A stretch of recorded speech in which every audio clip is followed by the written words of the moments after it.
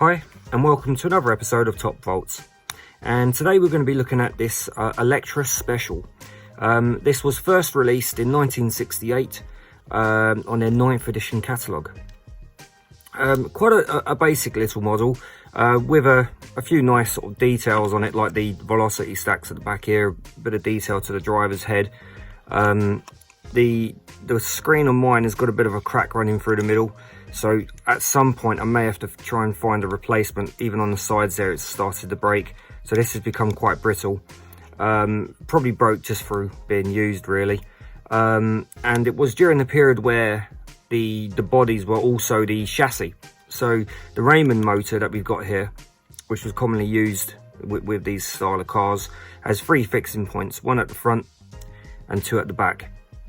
So the pinion and gears, pinion and cog at the back are all held in with this aluminium sort of frame, you could say, which attaches directly to the motor via 2 screws on the back. If I just zoom that in so you can see, so you've got 2 screws on the back here. So, and on the front with the guide and the braids, this is the type where you have 2 brass tabs inside here which make contact via the back of the braid just in here, and there's a brass nut that holds the whole thing together.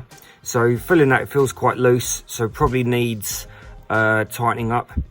And also I have a wire that's come away, so we need to resolder that on as well. So first up, we'll start with removing the front axle. So just carefully pull to the sides, giving a bit of support as you do. Okay, so, and then the next job will be to remove this motor. So once again, just giving support to the body. If you can't place your fingers inside, like this one's a bit tight, just give support to the body and pull to the side. And then we do the same that side. That's it. Okay, and then we'll pull back on the front there. And then to remove these guides, you can sometimes pull them free, but it puts a lot of strain on these fixing points. So I tend to like just to get under the clip and just gently push it to one side, and then we should be able to slide it out from the other side. Okay, so that's relieved. We'll put this to one side for a moment. So looking underneath at the body, as you can see, it does form the chassis as well. So these are the 3 fixing points for the motor and the gearbox. The front here is the pickups, and this was the front drive shafts. So we'll put this to one side and have a closer look at the motor, which probably just needs a light brush. The brushes inside, yep, they're sitting very well. Just make sure there's no, but that all looks good inside there. And actually feels very strong. I just need to push those catches down a little bit on the side of the motor just to help pinch that a bit more. So it felt a little bit loose. So if you ever find, so that's tightened that right up. So if you find that on your motor, from the plastic to the metal is a bit loose, on the sides you've got these little catches, and you can literally bend these down back into place, and that will secure the motor back up again. Okay, so onto the guide. So on these you have the brass nut with a tiny little washer underneath, and what you get here is you tighten this nut up. You don't want to over tighten this because it's on a plastic thread, and sometimes, if I just bend that out the way, you can just literally place your nail onto there and give it a turn.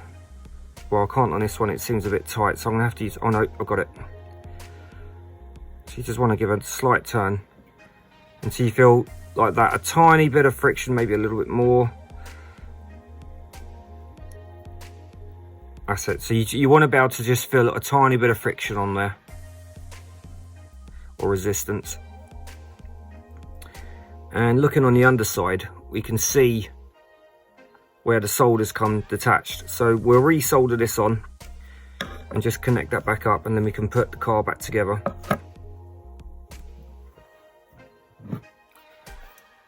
So just using this sort of handy arm, place the motor in one just to bring that up. I place the guide in the other.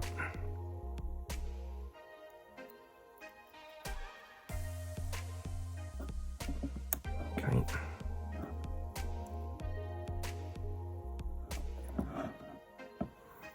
So this is the side that we need to solder. And ideally, that'll stay on there.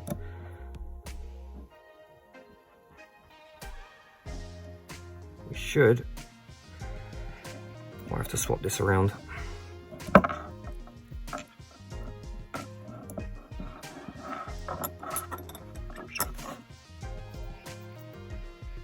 Yep, that's better.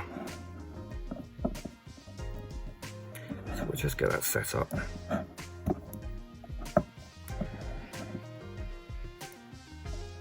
Okay, that's more like it. So now I can actually get to it from the correct side.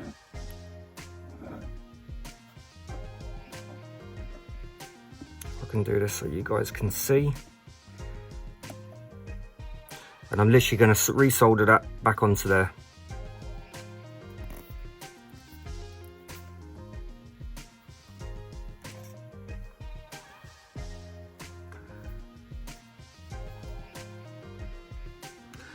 So I'm going to come from the back edge and just warm that up.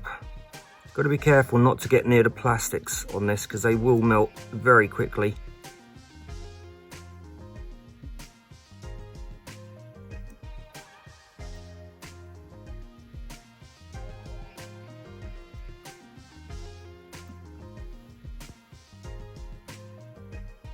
Okay, that looks like it's attached very well. I think I might place just a tiny bit of solder just on that point.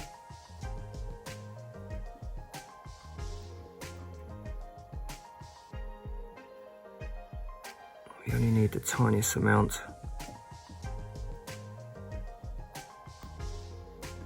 That's perfect.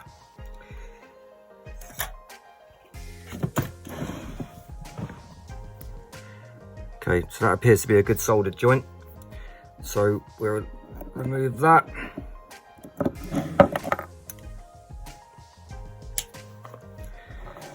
And we'll place all this back in. Just ensure that's working good. Yeah.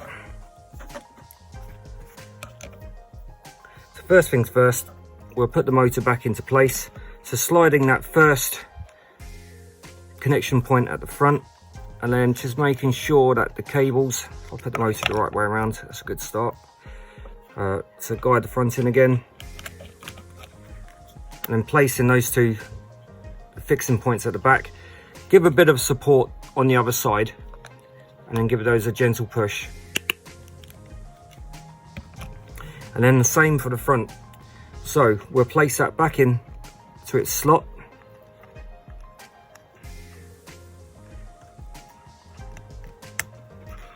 Okay, and then we'll just give that another gentle push. Perfect. So now that's back into place.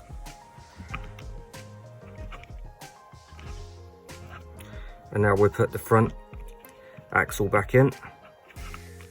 And then we want to do the same again, just give a bit of support. Okay, that's brilliant. So that's all back together. So our next job is just to run this up and just make sure the motor's operating as it should. Okay, so we'll run this in a little bit. Just let the motor, as always, just bed itself in, and then so we'll start the volts low and then slowly increase. So let's get started on this. So I'm just going to lift the rear wheels a little bit and just give a small amount of volts. and that came on quite nicely. And then increase the volts.